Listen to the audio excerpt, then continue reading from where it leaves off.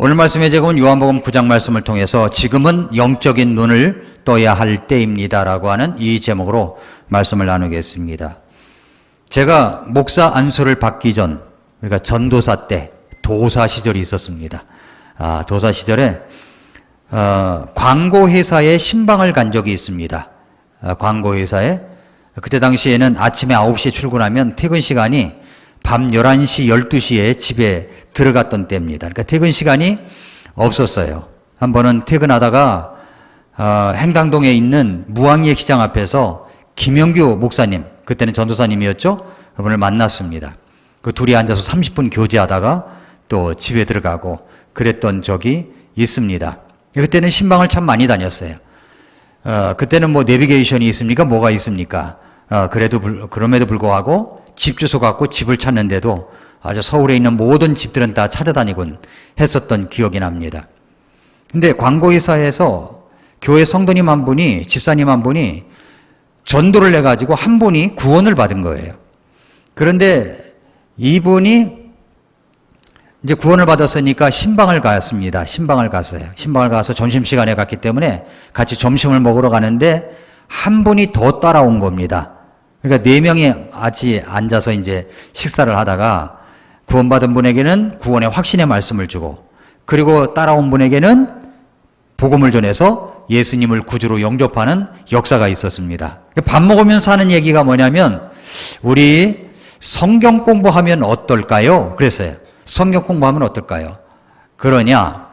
그래서 이제 성경 공부를 이제 했습니다. 성경 공부를 하기 시작했는데 토요일 날 이제 성경 공부를 이제 모여서 하자 그래가지고 이제 토요일 날 모이게 됐습니다. 근데 토요일 날 모이는데 한 사람 두 사람 이렇게 이제 모이더니 나중에는 광고회사인데 한 80여 명의 직원들이 있었거든요. 그런데 최고로 많이 모인 때가 23명까지 모였어요. 그러니까 토요일 날 제가 가면 인사받기 바쁜 거예요. 무슨 그 회사에 무슨 중역이 되는 것처럼 저에게 깍듯하게 인사를 하고 그러곤 했는데 정말 그때 아주 정말 열심히 전도도 하고 구령하고 교회에도 많은 사람들이 나오게 되고 그랬던 적이 있습니다. 그때 당시에 제가 목사 안수를 받았는데 광고회사에 있던 분들이 카메라, 아주 방송용 카메라 들고 오고, 또 사진기도 아주 좋은 걸 갖고 와서, 방송을, 안수식을 찍고, 촬영했던 그런 기억이 납니다. 그런데 제가 그때 광고에 대해서 많은 것을 알게 됐습니다. 광고를 어떻게 제작하느냐, 광고를 어떻게 만드느냐, 어떻게 기획하느냐, 이런 것들을 알게 되었던 적이 있습니다. 광고쟁이, 광고하는 사람을 광고쟁이라고 그러잖아요. 광고쟁이 하면 그래도 우리나라의 박웅현 대표가 아닌가 그렇게 생각이 됩니다. 인문학 광고로 많은 사람들에게 좋은 이미지를 심어줬죠. 광고회사로 알아주는 제1기획에서 있다가 지금은 이제 TBWA 코리아에서 크리에이티브 대표로 일하고 있는데, 이분이 만든 광고 카피가 굉장히 우리에게 인상 깊은 것들이 많아요. 뭐 이런 내용 들어보셨습니까? 예를 들어서 그녀의 자전거가 내 가슴 속으로 들어왔다. 기억하십니까? 기억하시는 분 있는 것 같아요. 예, 1부에는 별로 없었는데 2부에는 좀 있는 것 같습니다. 이런 이야기, 넥타이와 청바지는 평등하다. 그런 이야기. 나이는 숫자에 불과하다. 들어보셨죠? 이거는 뭐 유명한 얘기니까. 그리고 사람을 향합니다. 진심이 짙습니다. 생각이 에너지입니다. 이런 이야기들. 뭐 책은 도끼다, 다시 책은 도끼다, 8단어 이런 책을 쓴 분입니다. 지나온 세월 동안 이제 텔레비전 광고 가운데 유난히 많이 기억나는 광고들이 있습니다. 제가 어렸을 때부터 듣던 광고 음악 카피가 있었어요. 껌이라면 롯데껌. 예? 딱딱거리면서 얼마나 많이 씻고 다니는지 몰라요. 풍선껌. 그래가지고 그걸 또 아까워가지고 벽에다 붙였다가 또 떼가지고 다시 씻고 그랬던 적이 있죠. 또 그런 로고송을 들어본 적이 있습니까? 하늘에서 별을 따다, 하늘에서 달을 따다, 그 손에 담아드려요. 오란시 파인. 많이 마셨습니다. 많이 마셨어요. 또 이런 거요. 손이 가요, 손이 가. 새우깡에 손이 가요. 새우깡도 엄청 많이 먹었습니다. 이런 이제 광고 카피들이 마음속에 들어와 있던 적이 있습니다. 근데 광고 중에 눈에 띄는 광고도 있지만 섬뜩한 광고도 있어요. 섬뜩한 광고가 뭔지 아세요? 감동적인 광고도 있고 섬뜩한 광고도 있는데 섬뜩한 광고는 금연 광고가 아닌가 싶습니다. 가서 담배 사러 가는데 폐암 2갑 주세요. 이런 거예요. 폐암 2갑 주세요. 이런 것들. 근데 감동적인 광고도 있죠. 전에 나왔던 광고 중에서 마음에 드는 광고가 있었다면은 이병헌 씨가 나오는 어느 모바일 폰 광고입니다. 그 목소리하며 내용과 영상은 30초에 불과했는데 얼마나 가슴에 남았는지 몰라요. 광고 내용은 이것입니다. 내가 만약 사흘만 볼 수 있다면, 첫째 날엔 나를 가르쳐준 앤 설리반 선생님을 찾아가 그분의 얼굴을 바라보겠습니다. 둘째 날엔 새벽에 일찍 일어나 먼동이 터오는 모습을 보고 싶습니다. 셋째 날은 아침 일찍 큰 길로 나가 부지런히 출근하는 사람들의 활기찬 표정을 보고 싶습니다. 점심때는 아름다운 영화를 보고 저녁에는 화려한 네온 사인과 쇼윈도 상품을 구경하고 집에 돌아와 사흘간 눈을 뜨게 해주신 하나님께 감사의 기도를 드리고 싶습니다. 이게 누가 한 얘기입니까? 헬렌 켈러 여사가 한 이야기입니다. 제가 서론에서 이런 이야기를 꺼내는 것은 내가 볼 수 없다는 것이 얼마나 큰 고통인가를 말하고 싶어서입니다. 내가 볼 수 없다는 것. 점점 시간이 갈수록 보이지가 않아요, 눈이. 점점 시간이 갈수록 또 내가 기억력이 없어져요. 시간이 갈수록 잘 들리지가 않아요. 이 고통이 얼마나 큰지 아십니까? 시간이 갈수록 기억이 없어져요. 내 머릿속에 지우개가 있는 것 같아요. 그런데 여기 날 때부터 소경된 사람이 오늘 본문에 등장합니다. 날 때부터 눈을 볼 수 없었던 맹인이 눈을 뜨게 된 예수님의 기적 시리즈 중에서 요한복음에 나오는 기적 가운데 하나인데, 오늘 이 기적을 통해서 예수님께서 우리에게 가르쳐 주시려고 하는 것이 무엇인가를 살펴보겠습니다. 이 기적은 눈먼 한 맹인을 고쳐주시고 눈을 뜨게 하여 밝은 세상을 보게 하시는 기적이지만, 눈을 뜨고 있으면서도 제대로 보지 못하고 살아가는 바리새인들에게 교훈을 주시려는 의도였습니다. 오늘 말씀이 그뿐만 아니라 지금 이 시대가 어떤 시대인가를 알아야 하는데 아직도 영적인 눈을 뜨지 못하고 이 시대가 주는 지금까지 겪어보지 못한 고통을 통해서 하나님께서 우리에게 계속하여 메시지를 주시고 있는데 그 메시지를 깨닫지 못하고 눈을 뜨지 못하고 살아가는 오늘 이 시대의 사람들에게도 오늘 말씀을 주시고 있습니다. 오늘 본문에서 지금 앞을 볼 수 없는 사람들보다 더 큰 비극의 주인공은 누구냐? 바로 오늘 본문에 나오는 바리새인들이었습니다. 요한복음 9장 40절에 보니까 그분과 함께 있던 바리새인들 중의 어떤 자들이 이 말씀들을 듣고 그분께 이르되 우리도 눈 멀었느냐?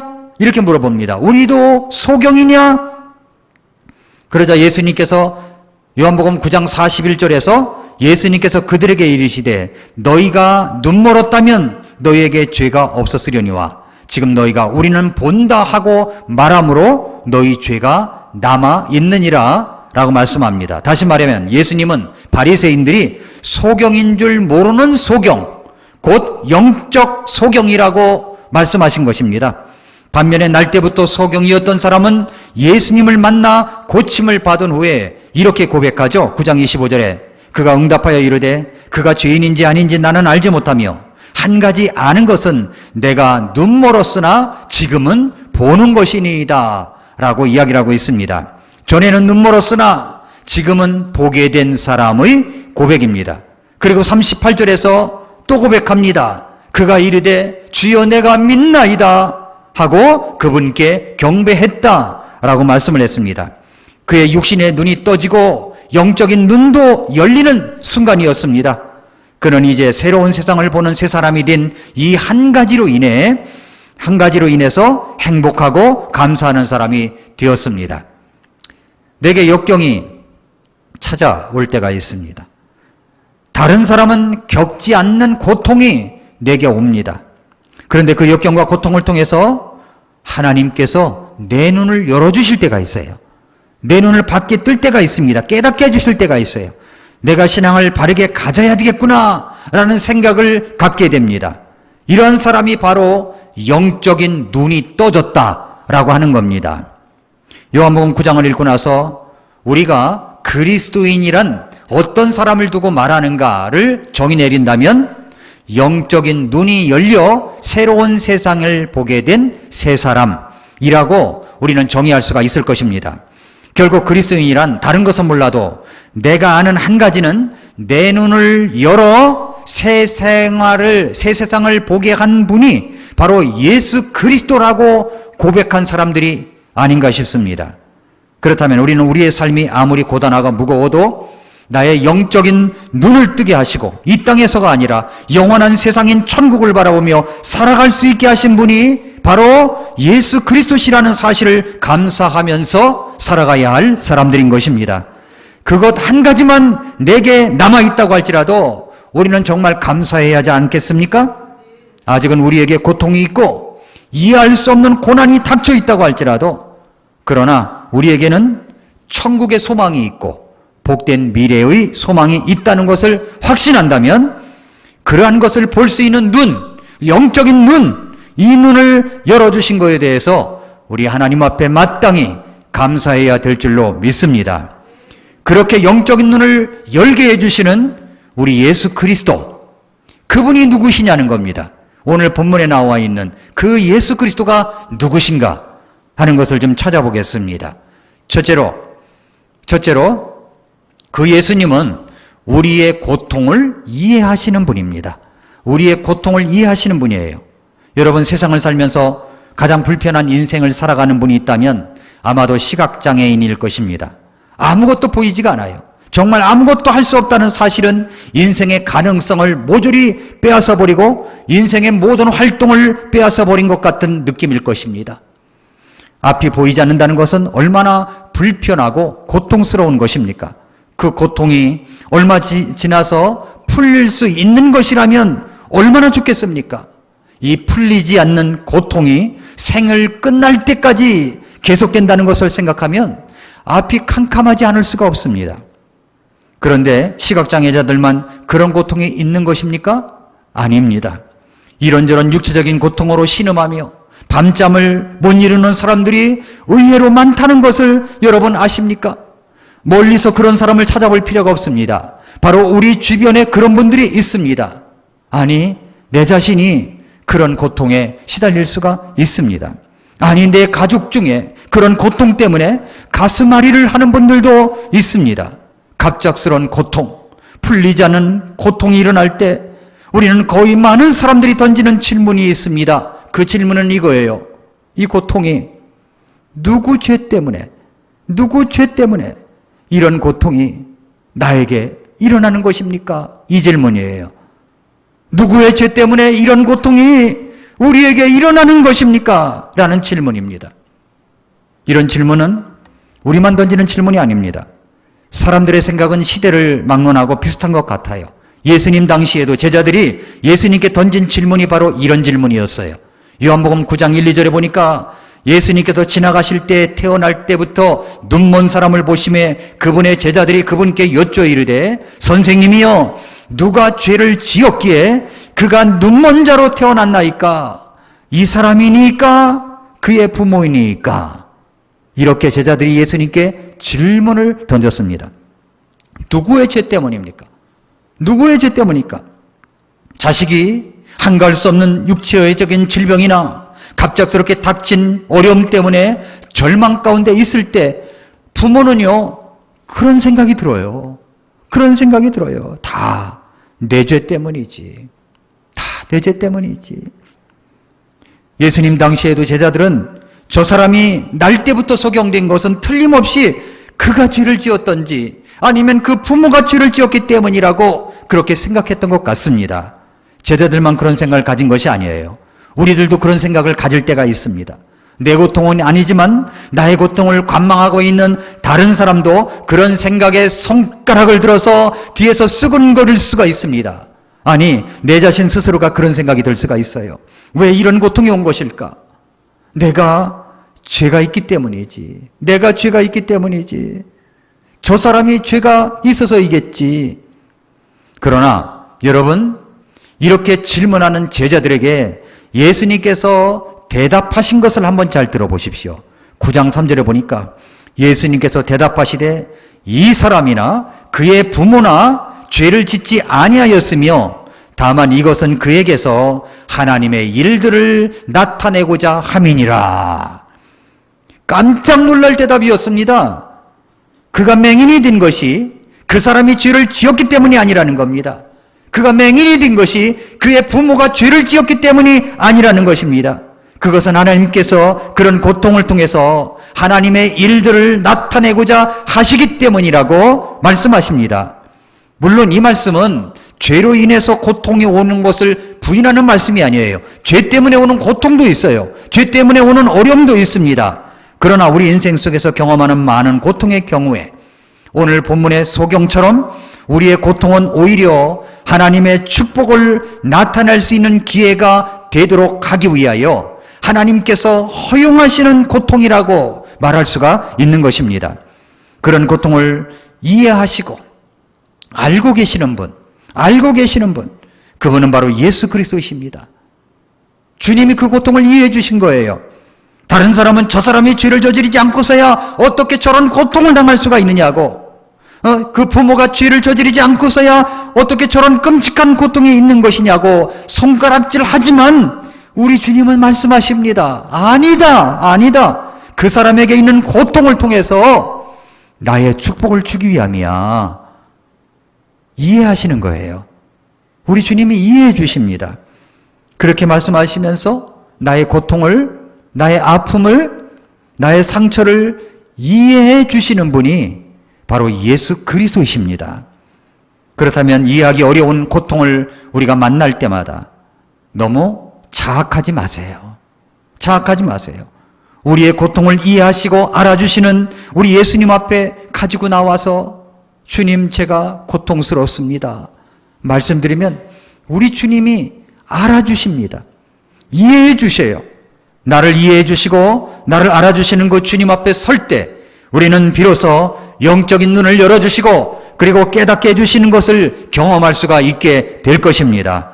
그리고 때로는 나의 고통을 알아주지 못하고 때로는 수근거림으로, 때로는 비난으로, 때로는 씻을 수 없는 상처로 접근하며 비난하는 사람들이 있다고 할지라도 그들과 맞서 애써 변명하지 말고 나를 완벽하게 알아주시고 나를 이해해 주시는 우리 주님이 있다는 것을 생각하고 그 주님 앞에 한 걸음 한 걸음 나아올 수가 있어야 하는 것입니다.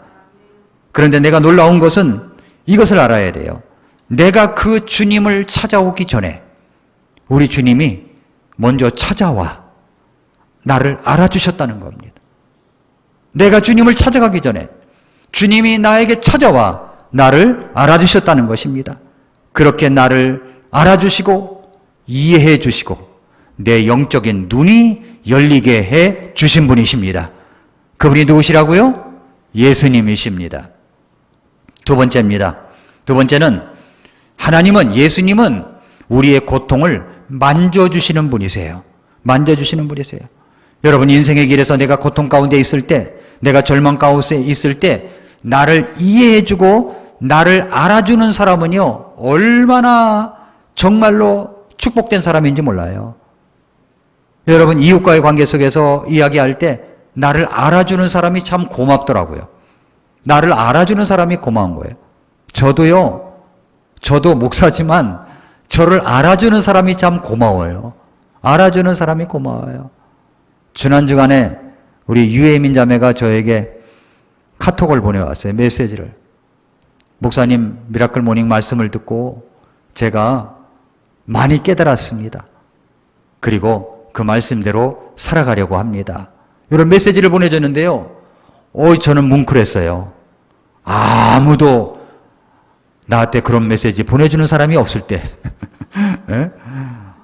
그런 메시지 받으니까 힘이 난 거예요. 혜민아, 네가 나를 알아주는구나. 고맙다. 고맙다. 알아주면은요, 신이 나는 거예요. 알아주면 신이 나는 거예요. 어려운 고통 속에 있을 때 자매님, 형제님 힘드시죠? 힘드시죠? 알아주는 거잖아요. 인정해 주는 거잖아요. 이게 얼마나 귀한 것인지 모릅니다. 멀쩡할 때는 그런 걸 잘 몰라요. 근데 힘들 때, 어려울 때 그런 걸 많이 느낍니다. 이해해 주는 것, 나를 이해해 주는 것. 여러분, 그런 이웃들은 얼마나 소중한 존재들입니까? 그런 배우자가 있다는 것은 얼마나 든든한 일입니까? 그런 사람은 나를 이해해 주고 나를 알아주는 것에 정말 고마울 때가 많은데, 그런데 인간은요, 한계가 있어요. 다 알아주지를 못해요. 다 알아주지 못할 때도 많습니다. 인간이기 때문입니다. 그러나 우리 주 예수님은 다릅니다. 그분은 하늘의 높은 왕좌를 버리시고 친히 인간의 몸을 입으시고 이 땅에 오신 분이셨기에 우리를 더 잘 이해해 주시는 분입니다. 우리와 한결같이 모든 일에 시험을 받으신 분이기 때문에 우리를 더 잘 이해해 주십니다. 여러분, 그렇기 때문에 우리 예수님은 인간의 한계를 뛰어넘는 곳에서 나를 받아주시고 알아주시고 이해해 주시는 분이신 것입니다. 왜 그렇다고 얘기하는 것입니까? 9장 5절 6절을 보십시오. 내가 세상에 있는 동안에는 세상의 빛이로다 하시니라. 이렇게 말씀하시고는 그분께서 땅에 침을 뱉고 침으로 진흙을 이겨 그 눈먼 사람의 눈에 진흙을 바르셨다라고 얘기를 합니다. 예수님께서 진흙을 발라서 눈에다가 이렇게 대시면서 소경의 눈을 만지시기 시작합니다. 성경은 예수님이 진흙을 이겨 그 눈먼 사람의 눈에 바르셨다고 말씀합니다. 그런데 왜 하필이면 진흙이었을까요? 왜 하필이면 진흙이었을까요? 한 신학자는 말하기를 이 순간이 그분께서, 예수님께서 창조주이심을 계시하는 순간이었다라고 주석을 달았습니다. 진흙으로 인간을 만드신 그 동일한 하나님의 손길로 이 소경을 만지신 거예요. 요한복음의 기자는 이 사실을 요한복음 1장 3절에서 이렇게 일찍 기록했습니다.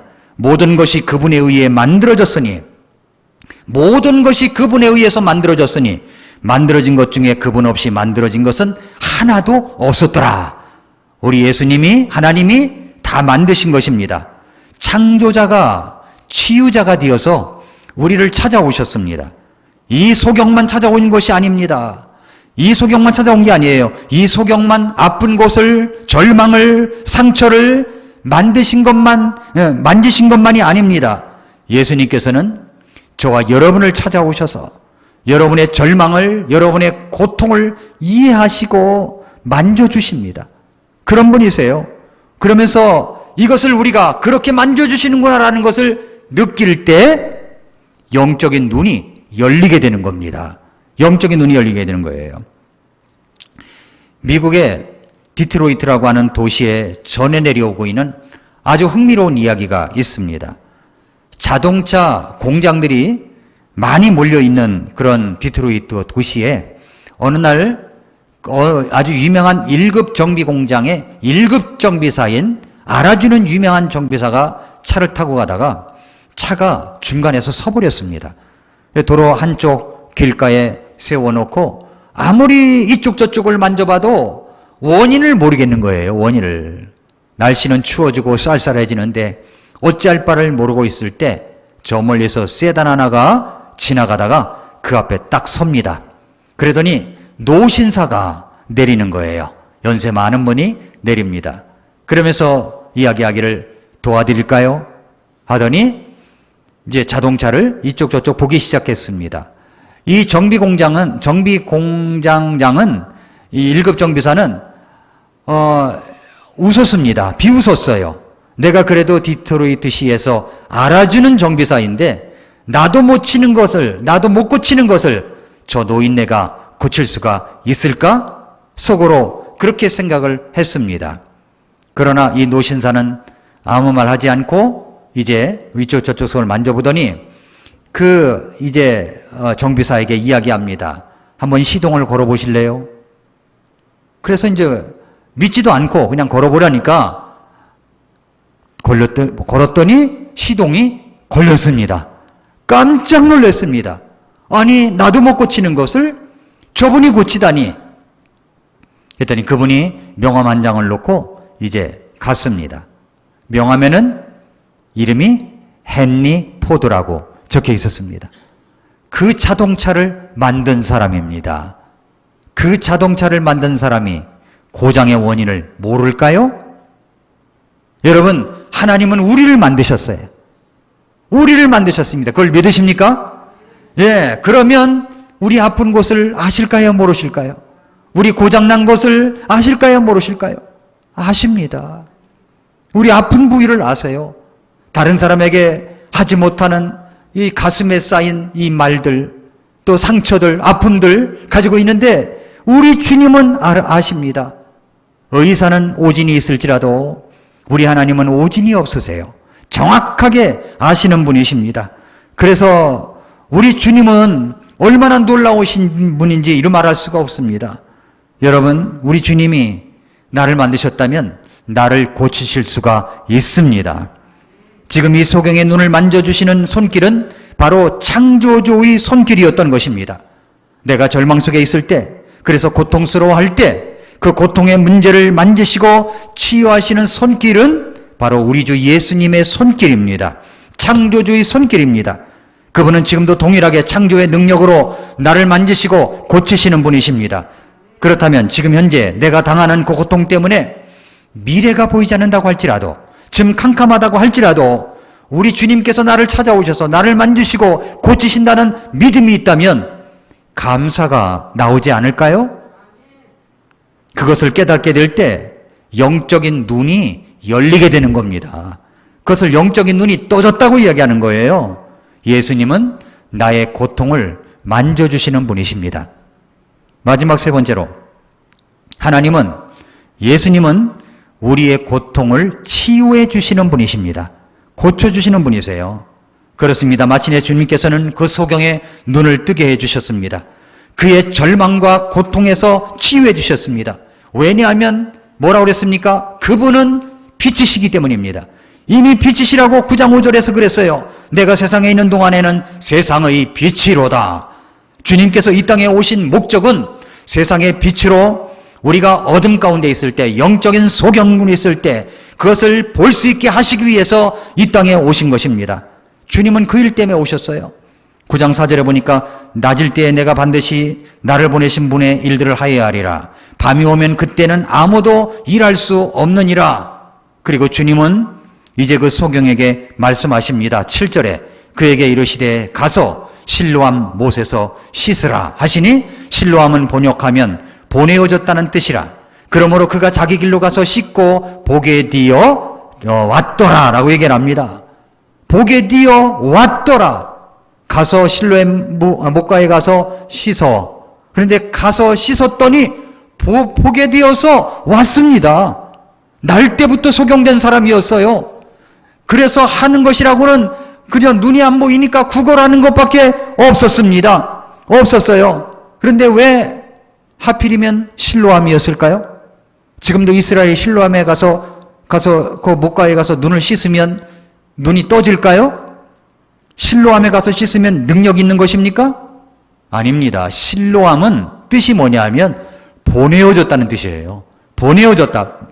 그런데 이미 4절에서 예수님께서는 예수님이 보내심을 받은 자라고 하지 않았습니까? 그렇습니다. 실로암이 치유한 게 아닙니다.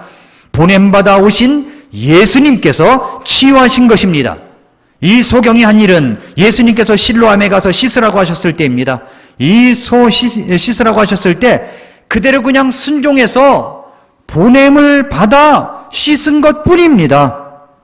그의 말씀을 믿고 순종하였을 때 눈이 열린 거죠. 순종했더니 눈이 열린 거예요. 새로운 세계가 보인 것입니다. 새로운 것이 깨달아진 것입니다. 새 인생이 보였어요. 그렇다면 뭐가 눈이 열리게 한 거예요? 예수님이 하셨지만 이 소경이 한 일은 무엇뿐입니까? 순종한 것뿐입니다. 순종한 것뿐인 거예요. 여러분, 순종하면 영적인 눈이 떠질 때가 얼마나 많습니까? 순종하면 새로운 것이 보입니다. 순종하면 영적인 눈이 열립니다. 바로 예수님께서 그렇게 해 주십니다. 이렇게 눈을 뜬 이 사람이 다시 어두움으로 돌아갔겠습니까? 눈을 떴는데 날 깜깜한 게 좋아 해가지고 눈 감고 다니고 안대하고 다니고 다시 구걸통 들고 다니면서 구걸하겠습니까? 아니죠. 절대로 돌아가지 않겠죠. 절대로 돌아갈 리가 없습니다. 다시 어두움의 세계로 돌아가지 않을 것입니다. 9장에서 사람들이 묻습니다. 네 눈이 어떻게 떠졌느냐? 물을 때마다 그의 동일한 간증을 하는 것을 볼 수가 있어요. 동일한 간증이 뭡니까? 예수님이 뜨게 해줬다는 거예요. 예수님이 뜨게 해줬다. 이게 간증인 것입니다. 여러분 어떻게 살아났습니까? 여러분은 어떻게 구원을 받았습니까? 예수님이 해주셨다. 예수님을 믿었더니 됐다. 예수님을 믿으면 구원이다. 너도 한번 믿어봐라. 당신도 한번 믿어보세요. 이게 뭡니까? 간증이죠. 간증인 겁니다. 여러분은 이렇게 영적으로 눈을 뜬 경험이 분명하게 있으십니까? 다시 말해서 여러분은 정말 내가 죄인인 것을 깨닫고 하나님 앞에 죄를 회개하여 예수님을 구주로 믿어 예수님이 구주시라는 것을 눈을 뜬 적이 분명히 있으십니까? 그렇다면 여러분 영적으로 눈을 뜬 사람들이에요. 눈을 뜬 사람들이에요. 그런 체험. 또 우리는 살아가면서 또 캄캄할 때가 있잖아요. 그런데 말씀에 순종하면 캄캄함이 환하게 바뀌어지는 겁니다. 순종이 나의 길을 열리게 하는 거죠. 영적인 눈이 떠지게 되는 것입니다. 구원받으신 여러분, 여러분이 절망의 고통에 쌓여 있을 때 여러분의 죄 때문이 아니에요. 여러분의 조상들의 죄 때문도 아닙니다. 그것은 그 일로 인하여 하나님께서 여러분을 통해 어떤 것을 나타내시기 위함입니다.